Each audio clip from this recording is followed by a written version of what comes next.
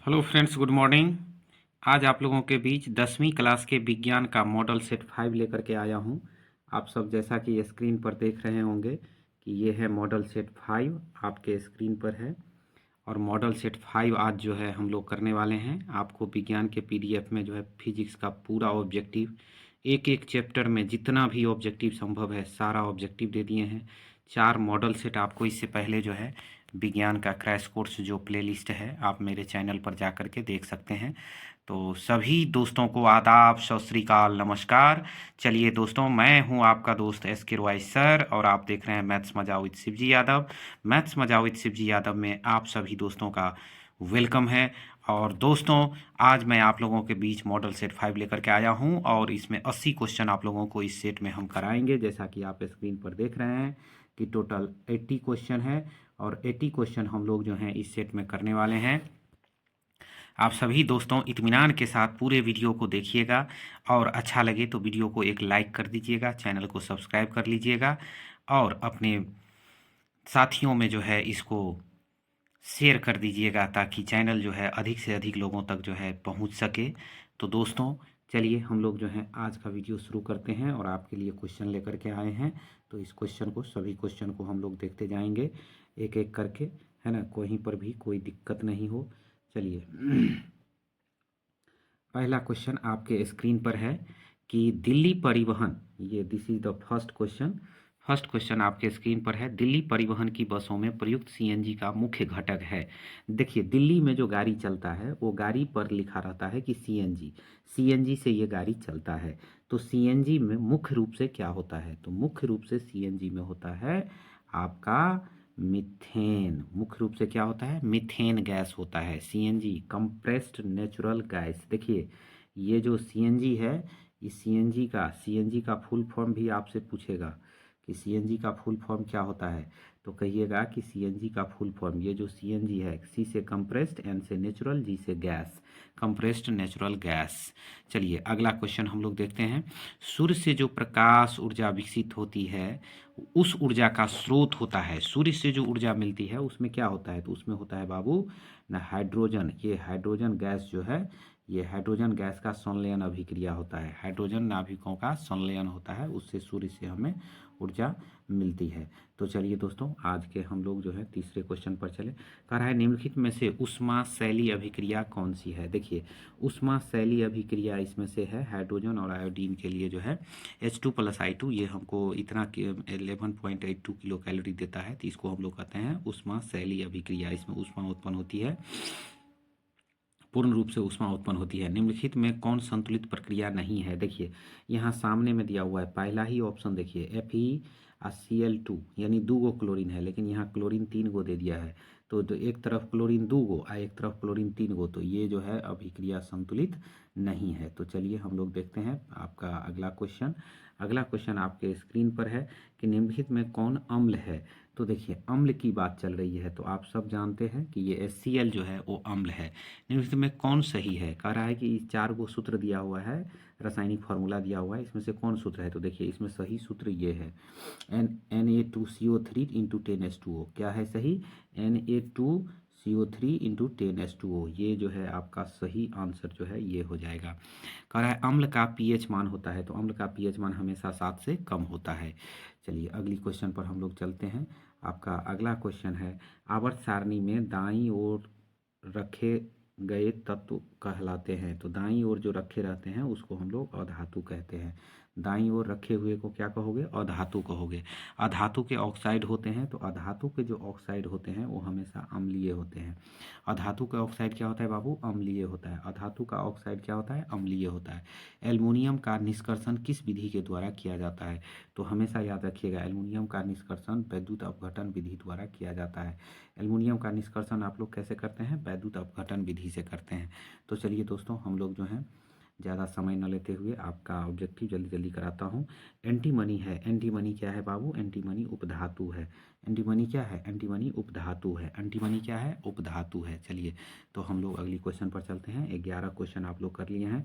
Channel पर सभी question आपको कराया जाएगा। चलिए 12 नंबर क्वेश्चन से हम लोग देखते हैं कि 12 नंबर क्वेश्चन क्या है।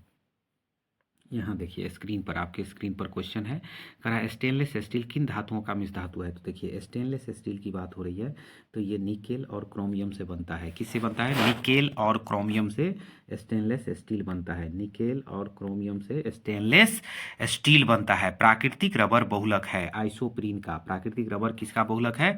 आइसोप्रीन का बहुलक है। चलिए आगे हम लोग देखते हैं अगला क्वेश्चन। दोस्तों जय हिंद। अपने अपने भगवान का नाम लीजिए और परीक्षा का जम करके तैयारी करिए। आप चाहे बोर्ड का परीक्षा दे रहे हैं, चाहे साइंस से रिलेटेड कोई भी परीक्षा दे रहे हैं, एकदम अपने अपने भगवान का जो है नाम लीजिए, है ना। जो जिस भगवान का मानते हैं उसको लीजिए, उसको याद करिए और आप लोग जो है जम के जो है क्वेश्चन सॉल्व करते जाइए। आपके परीक्षा में ये बहुत ही मदद करेगा, बहुत मदद करेगा बाबू।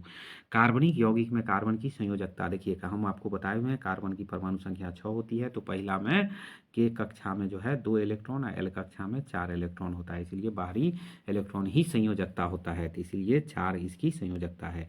साबुन क्या है? साबुन जो है वो सोडियम का एस्टिएटेट होता है, सोडियम का एस्टिएटेट होता है। और ये इस तरह से, चलिए हम लोग जो है अगली क्वेश्चन पर चलते हैं। वह कौन सा प्रक्रम है? कह रहा है कि वह कौन सा प्रक्रम है जिसके द्वारा शरीर में ऊर्जा का उत्पादन होता है। तो शरीर में ऊर्जा का उत्पादन करने वाली जो प्रक्रम यानी प्रक्रिया है वो है श्वसन। जब अच्छा से श्वसन होगा तभी आपका भोजन पचता है और शरीर में ऊर्जा का उत्पादन होता है। देखते हैं जिस दिन आपका श्वसन बढ़िया नहीं होता है, आपका खाना नहीं पचता है और शरीर जो है कमज़ोर हो जाता है।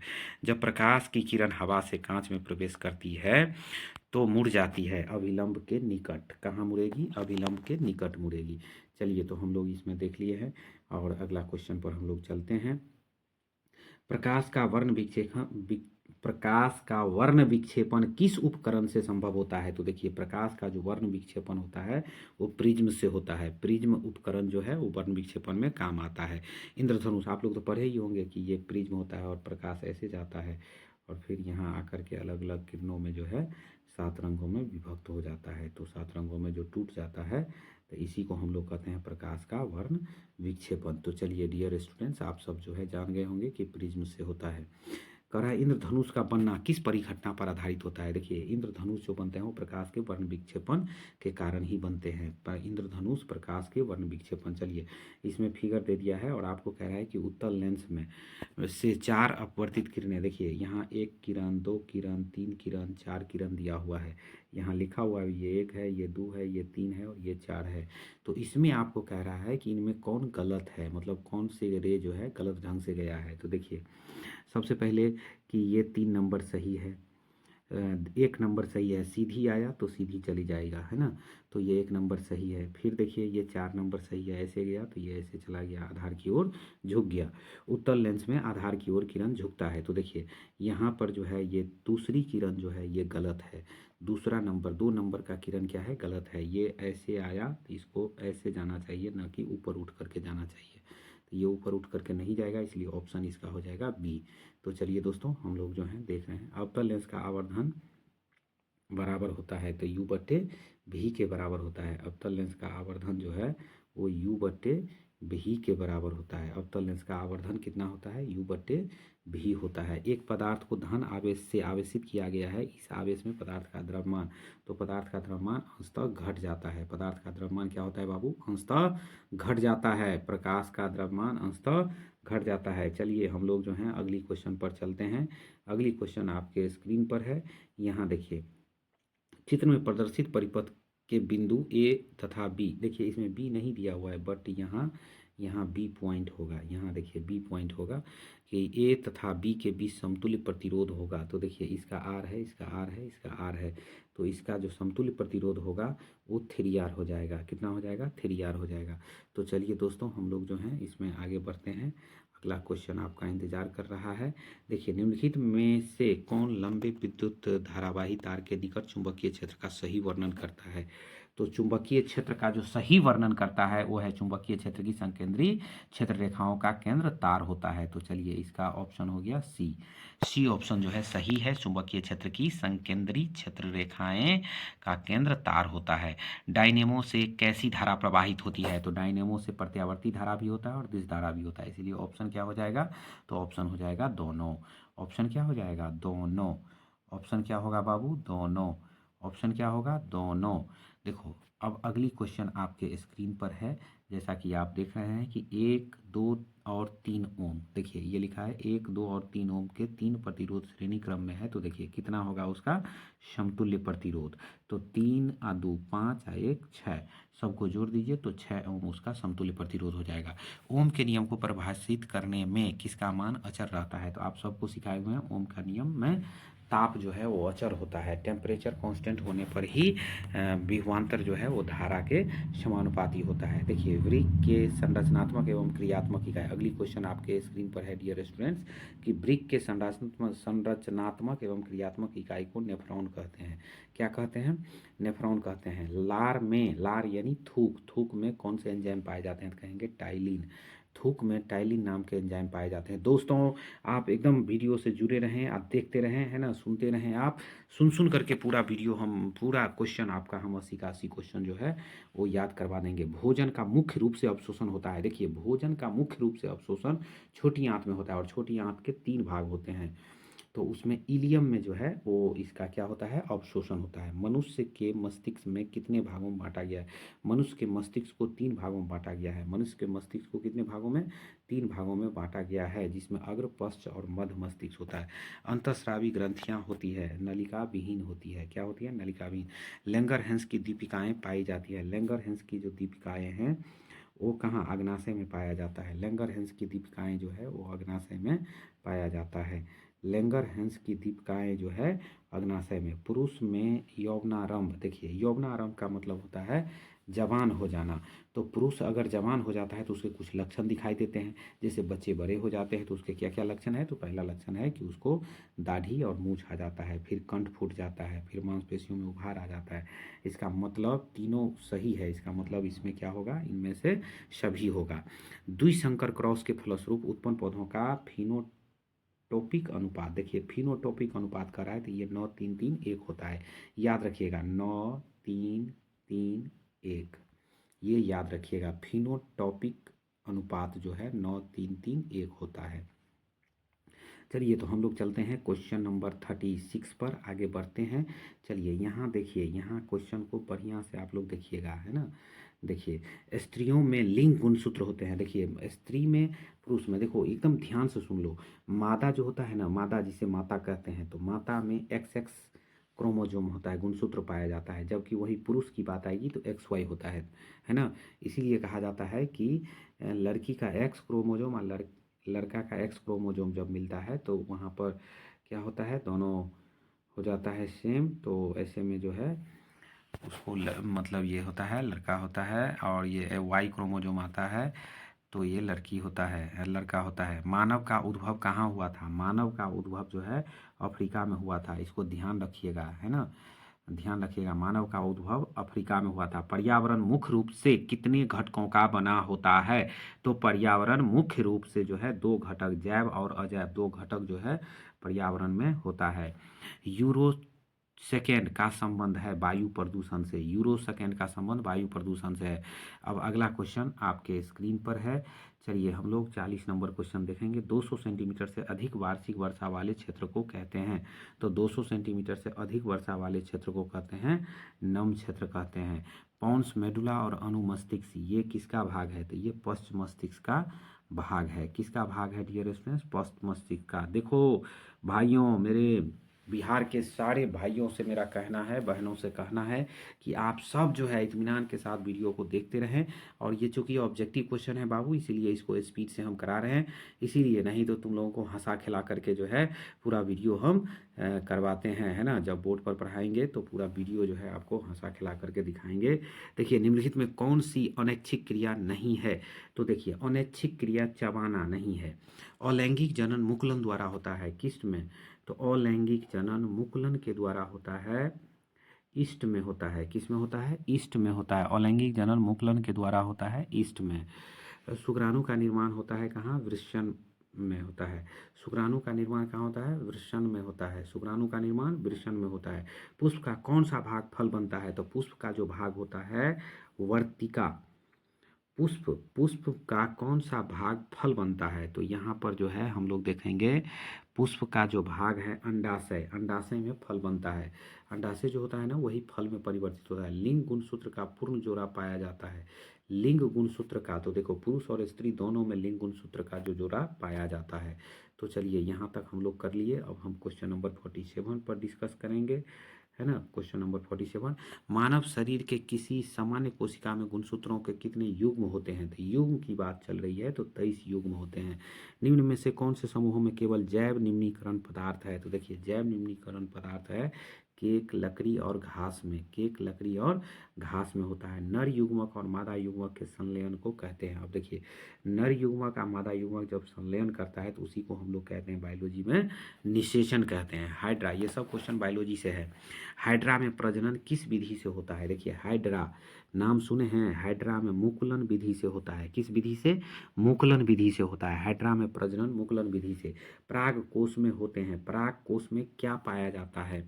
तो पराग कोश जो होता है उसमें पराग कण पाया जाता है। पराग कोश में क्या पाया जाता है? पराग कण। चलिए हम लोग यहाँ तक कर लिए। अब 52 नंबर क्वेश्चन आपके स्क्रीन पर है। देखिए इसमें कह रहा है कि मुकुलन द्वारा अलैंगिक जनन होता है। तो मुकुलन द्वारा अभी अभी आपको हम पढ़ाए थे कि ईस्ट में जो है मुकुलन द्वारा जो है लैंगिक जनन होता है। किस में होता है? ईस्ट में होता है, तो याद रखिएगा। चलिए हम लोग चलते हैं क्वेश्चन नंबर 53 पर। कह रहा है द्विखंडन होता है। द्विखंडन क्या होता है? तो द्विखंडन होता है आपको मतलब ये अमीबा में भी होता है, पैरामीशियम में भी होता है, लेशमानिया में भी होता है। तो इस प्रकार से हम लोग कहेंगे कि ऑप्शन नंबर डी सही हो जाएगा। इनमें सभी फूल में नर जनन अंग होता है। फूल में नर जनन अंग होता है वर्तिकाग्र में, है ना। अंडाणु निषेचित होता है। अंडाणु कहाँ पर? देखिए अंडाणु कहाँ पर निषेचित होता है? तो ये क्वेश्चन बहुत ही वीवीआई है। देखिए फेलोपियन नलिका में होता है। शुक्राणु बनता है। शुक्राणु सबको पता है वृषण में पाया जाता है शुक्राणु। पुष्पीय पौधों में अलैंगिक जनन किसके द्वारा होता है? देखिए कोई भी पुष्पीय पौधों होगा तो उसमें जो अलैंगिक जनन होगा वो सब फूलों के द्वारा होता है। किसके द्वारा होता है डियर स्टूडेंट्स? फूलों के द्वारा। किसके द्वारा? फूलों के द्वारा। उसके बाद चलिए हम लोग अगली क्वेश्चन पर चलते हैं।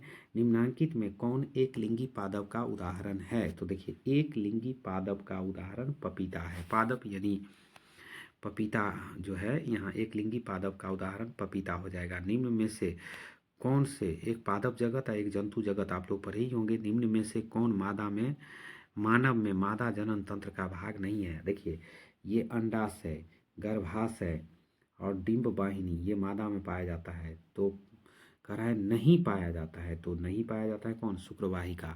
निम्न में कौन उभयलिंगी जंतु है? तो केचुआ। केचुआ उभयलिंगी जंतु है। पुष्प का कौन सा भाग फल बनता है? देखो याद रखने वाला क्वेश्चन है। पुष्प का कौन सा भाग फल में बदलता है? तो पुष्प का जो अंडाशय होता है वही फल में बदलता है। पुष्प का अंडाशय फल में बदलता है। पुष्प का कौन सा भाग परागकण बनता है? तो पुष्प का जो कौन सा भाग है जो पराग कण में बदलता है? तो आप सब याद रखिए पुंकेसर, है ना। निम्न में से कौन उभयलिंगी जंतु है? तो उभयलिंगी जंतु की बात चली आ गई है। तो देखिए कुत्ता, बिल्ली और बकरी ये उभयलिंगी नहीं होता है। तो केचुआ होता है। केचुआ होता है। केचुआ होता है ना। उभयलिंगी मतलब नर और मादा दोनों होना चाहिए, है ना। कह रहा है निम्न में से कौन एक लिंगी पुष्प है? तो एक लिंगी पुष्प जो है वो पपीता है। अभी अभी समझाए थे। अमीबा में अलैंगिक जनन किस विधि द्वारा होता है? तो अमीबा में जो अलैंगिक जनन होता है वो आपका होता है, इसमें सभी यानी उसमें मुकुलन भी होता है, विखंडन भी होता है, बीजाणु जनन भी होता है। इसीलिए हम लोग ऑप्शन मारेंगे इनमें से सभी। फूल का कौन सा भाग फल में बदलता है? तो फूल का कौन सा भाग, देखो डियर स्टूडेंट्स, फूल का कौन सा भाग फल में बदलता है? तो फूल का भाग है अंडाशय जो फल में बदल जाता है। निम्न में कौन उभयलिंगी है? देखिए उभय, फिर वही क्वेश्चन रिपीट कर गया है। केचुआ। केचुआ क्या है? उभयलिंगी होता है। केचुआ क्या होता है? उभयलिंगी होता है। ये रिपीट कर गया है क्वेश्चन, है ना। उभयलिंगी केचुआ होता है। हाइड्रा में क्या पाया जाता है? देखिए स्पर्शक। हाइड्रा में क्या पाया जाता है? स्पर्शक पाया जाता है। हाइड्रा में क्या पाया जाता है? स्पर्शक पाया जाता है। तो ये स्पर्शक जो है। निम्नांकित में से कौन पुनरुद्ध भवन का उदाहरण है? देखिए पुनरुद्ध भवन, हाइड्रा। हाइड्रा जो है पुनरुद्ध भवन का उदाहरण है। पौधों में जनन अंग कहाँ पाए जाते हैं? पौधा में जो जनन अंग होता है वो होता है पुष्प में। कहाँ होता है? पुष्प में। कह रहा है इनमें कौन अलैंगिक जनन विधि से विधि है? अलैंगिक जनन विधि, अलैंगिक जनन विधि जो है इसमें से कौन है? तो चलिए हम लोग आगे बढ़ते हैं। अलैंगिक जनन 71 नंबर क्वेश्चन में कहेंगे इनमें से सभी है। विखंडन, मुकुलन और द्विखंडन अभी पढ़ाए थे। अलैंगिक जनन की विधि है ये तीनों, इसलिए कहेंगे इनमें से सभी। डेंगू उत्पन्न करने वाला मच्छर किस तरह के जल में उत्पन्न? देखिए डेंगू मच्छर हमेशा शुद्ध जल में पाया जाता है। नहीं कहते हैं फ्रिज वाला पानी जो आता है उसमें डेंगू मच्छर होता है। मलेरिया उत्पन्न करने वाला मच्छर किस तरह के जल में पाया जाता है? तो ये हमेशा गंदे जल में पाया जाता है मलेरिया। इसीलिए कहा जाता है कि कचरा जो है नहीं रखना चाहिए, मलेरिया बीमारी होगा, है ना। तो चलिए हम लोग जो हैं आगे क्वेश्चन पर चलते हैं। अगला 74 नंबर क्वेश्चन, 73 देखिए 73 यहाँ खत्म हुआ है और फिर ये 74 नंबर क्वेश्चन आपके स्क्रीन पर है। नर युग्मक और मादा युग्मक के संयोजन से बनता है, तो क्या बनता है? जाइगोट बनता है, जिसको युग्मनज हिंदी में कहते हैं। प्लाइनेरिया जो है में अलैंगिक जनन की विधि है। प्लाइनेरिया नाम देखिए, प्लाइनेरिया में अलैंगिक जनन की विधि है। पुनरुत्थ भवन क्या है? पुनरुत्थ भवन। इसका अलैंगिक जनन की विधि क्या हो जाएगा? पुनरुत्थ भवन। फूल में मादा जनन अंग होता है। फूल में ऐसा कौन सा चीज होता है जो मादा जनन अंग होता है? तो देखिए गौर से देखिए इस क्वेश्चन को। ये पुंकेसर, दल और बाह्यदल ये तीनों नहीं होता है, तो ये हो जाएगा स्त्री केसर या जायांग होता है। फूल में मादा जनन अंग को स्त्री केसर कहते हैं। निम्न बाह्य निषेचन होता है। किसमें बाह्य निषेचन होता है? सॉरी, अगले क्वेश्चन है किसमें बाह्य निषेचन होता है? तो बाह्य निषेचन देखिए, गाय है, मनुष्य है, कुत्ता है, इसमें बाह्य निषेचन नहीं होता है, इसमें आंतरिक निषेचन होता है। इसका मतलब ऑप्शन हो गया मेढक। मेढक में बाह्य निषेचन होता है। स्पाइरोगैरा में प्रजनन किस विधि से होता है? तो डियर स्टूडेंट्स, स्पाइरोगैरा क्या कहेंगे? स्पाइरोगैरा। तो स्पाइरोगैरा में जो होगा वो आपका खंडन विधि से होगा। किस विधि से? खंडन विधि से। डियर स्टूडेंट्स, आप सभी दोस्तों अभी तक इतना क्वेश्चन तक पहुंच गए हैं, 78 क्वेश्चन तक। अभी तक अगर वीडियो को लाइक नहीं किए होंगे तो अपना अपना एक लाइक। बाबू, आपको हम इतना मेहनत से वीडियो बना करके लाते हैं 80 क्वेश्चन का, और एक लाइक करने से आपका कुछ चला नहीं जाएगा। चैनल को सब्सक्राइब करने से कुछ नहीं जाएगा। तो जब आपका कुछ नहीं जाएगा तो थोड़ा वीडियो को लाइक कर दें, चैनल को सब्सक्राइब कर दें, शेयर कर दें। और किसी भी प्रकार की समस्या हो रही है तो आप जो हैं हमें कमेंट करें और हम उसका जवाब देते रहेंगे आपको। किस जंतु में लैंगिक और अलैंगिक प्रजनन दोनों होते हैं? देखिए यहाँ लैंगिक और अलैंगिक दोनों प्रकार के जनन की बात चल रही है। लैंगिक जनन, अलैंगिक जनन, ये दोनों प्रकार के जनन होते हैं। उसका नाम है क्या? हाइड्रा। हाइड्रा में दोनों प्रकार के जनन होते हैं। प्लाज्मोडियम में किस विधि द्वारा जनन होता है? देखिए प्लाज्मोडियम की बात आ गई। प्लाज्मोडियम में जो है किस तरह के जनन होते हैं? तो प्लाज्मोडियम में बहुखंडन जनन होते हैं। क्या होते हैं? बहुखंडन। तो चलिए दोस्तों, हम लोग इसी के साथ जो है इस वीडियो को करते हैं लास्ट, और आप सभी दोस्तों को कहते हैं जय हिंद, जय भारत।